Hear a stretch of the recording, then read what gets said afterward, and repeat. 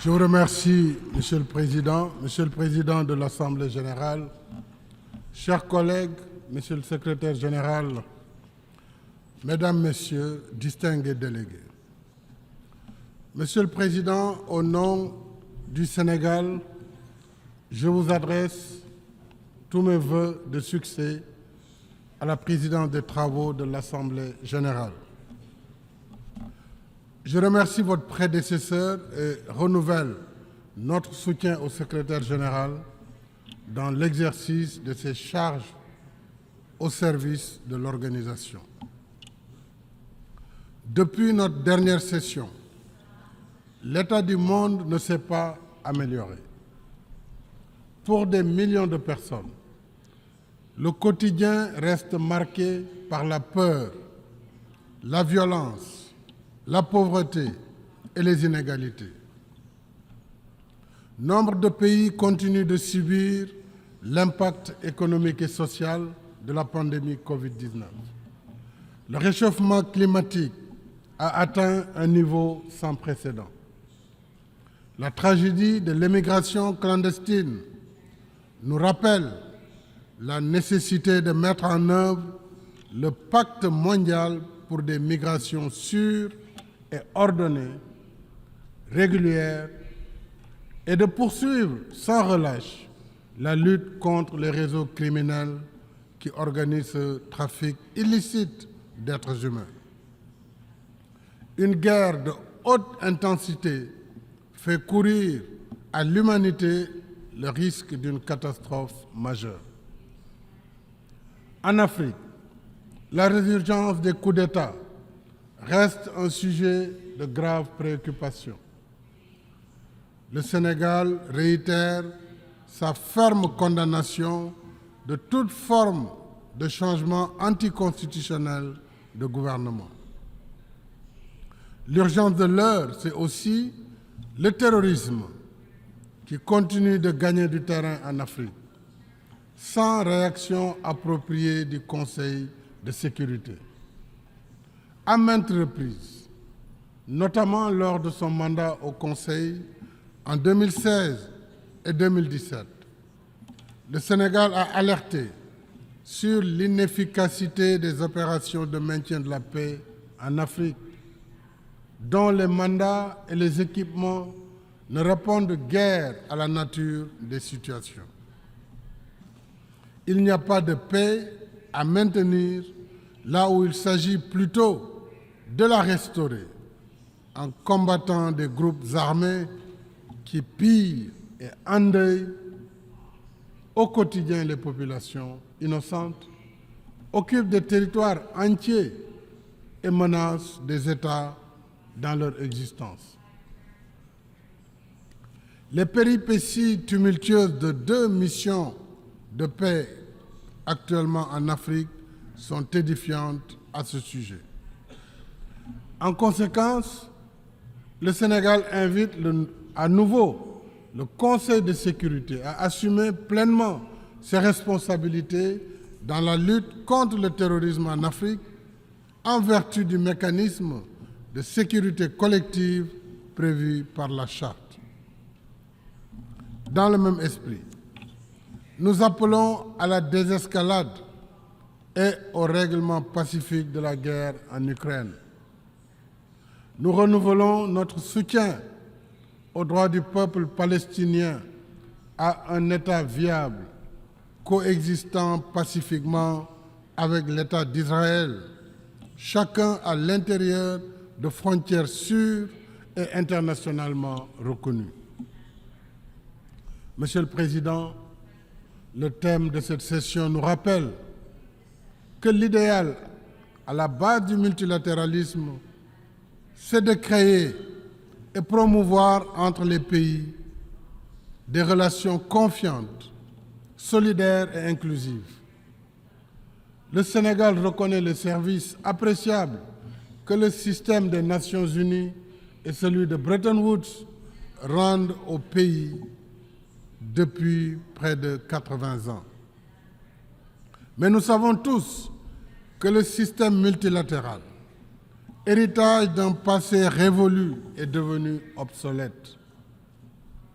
Or, comme l'a justement alerté le secrétaire général Antonio Guterres, un système qui continue d'ignorer les réalités de son temps et les besoins de plus de 3/4 de ses membres accentue les inégalités, génère les conditions de sa contestation et provoque le risque de sa fragmentation. Si nous voulons éviter cette fracture, la sagesse commande de réformer la gouvernance politique, économique et financière mondiale, afin qu'elle soit plus juste, plus représentative de la diversité et conforte ainsi sa légitimité. Nous pouvons y arriver si nous mettons la volonté politique nécessaire. Le G20 l'a montré en admettant l'Union africaine comme membre de plein droit. Je remercie vivement les membres du G20 pour leur soutien unanime à cette initiative que le Sénégal avait portée lors de sa présidence en exercice de l'Union africaine. Nous souhaitons que l'exemple d'inclusion ainsi donné par le G20 soit suivi par le Conseil de sécurité et les institutions de Bretton Woods pour un multilatéralisme plus représentatif des intérêts de tous ses membres. De même, le Sénégal reste attaché à la vision des relations internationales apaisées, fondées sur l'égalité, fondées sur l'égale dignité des peuples, des cultures et des civilisations.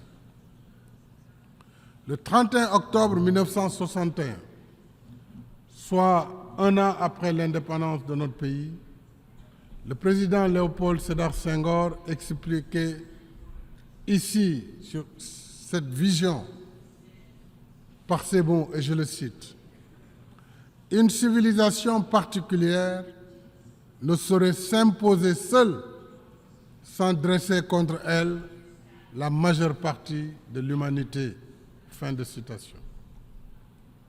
62 ans après, notre position reste la même. Entre peuples libres, dont l'histoire et les réalités socioculturelles sont diverses, il ne peut y avoir de légitimité pour certains de définir et imposer à tous une seule façon de vivre comme un prêt-à-porter civilisationnel. Ce qui va pour les uns ne va pas forcément pour les autres. Ensemble, nous pouvons pratiquer nos valeurs communes. Mais ensemble, nous devons respecter nos différences. Voilà pour le Sénégal ce qui doit forger un universalisme revitalisé, plus ouvert et plus efficace dans la prise en charge des défis de notre temps. Parmi ces défis, il y a l'urgence climatique. Alors que les phénomènes extrêmes se multiplient, le Sénégal reste engagé dans la mise en œuvre de l'accord de Paris sur le climat. Ainsi, grâce à notre politique volontariste de mix énergétique, les énergies renouvelables représentent aujourd'hui 31% de nos capacités installées. Avec la signature en juin dernier de notre partenariat pour une transition énergétique juste, nous avons l'ambition de porter ce taux à 40% en 2030. Et je remercie ici les pays partenaires du G7 qui nous ont accompagnés dans la mobilisation de 2,5 milliards d'euros sur une période de 3 à 5 ans à partir de 2023 pour financer nos projets au titre de ce partenariat. Nous poursuivons en même temps la réalisation d'infrastructures sobres en carbone et résilientes au changement climatique, dont 2 projets de système de transport de masse, un train express régionale et une ligne de bus rapide transit, tous deux électriques. Avec l'exécution de nos projets nationaux et continentaux, à l'image de la Grande Muraille verte, nos pays sont clairement engagés dans l'action climatique à la hauteur de leurs moyens. Il reste que, pour l'essentiel, les projets verts en Afrique sont financés par recours à la dette commerciale, alors qu'ils devraient être soumis et soutenus par la mobilisation des 100 milliards de dollars par an convenue depuis la COP 15 en 2009 pour financer l'action climatique.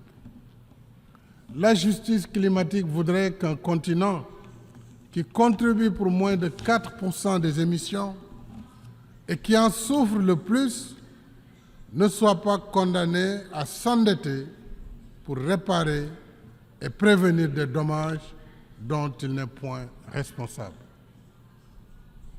Le Sénégal est pour une transition énergétique juste et équitable, tenant compte des besoins spécifiques de nos pays, y compris l'accès universel à l'électricité, dont plus de 600 millions d'Africains restent encore privés.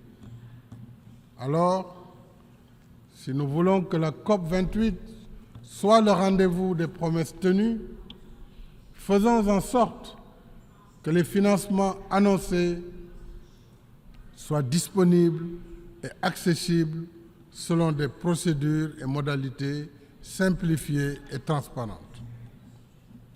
Monsieur le Président, chers amis, le 25 février 2024 se tiendra l'élection présidentielle sénégalaise. Comme les précédentes, elle sera démocratique, libre et transparente. Et le 2 avril, je passerai le pouvoir à mon successeur, après 12 ans à la tête de notre pays. Je voudrais remercier ici les pays membres de notre organisation pour leur amitié et leur collaboration. Porter la voix du Sénégal, nouer et entretenir des amitiés dans ce concert des nations où s'harmonisent nos efforts communs vers nos fins communes aura été un grand honneur pour moi. Au nom du peuple sénégalais, je voudrais dire ma gratitude à tous mes collègues en les priant d'accueillir mon successeur avec la même amitié et la même considération. Je garderai pour tous les mêmes sentiments d'amitié et d'estime cordiale. Je suis confiant que la tradition sénégalaise d'ouverture et de dialogue, mon successeur sera fidèle aux relations d'amitié confiantes qui unissent notre pays et tous les membres des Nations Unies. Mesdames et Messieurs, je vous remercie de votre aimable attention.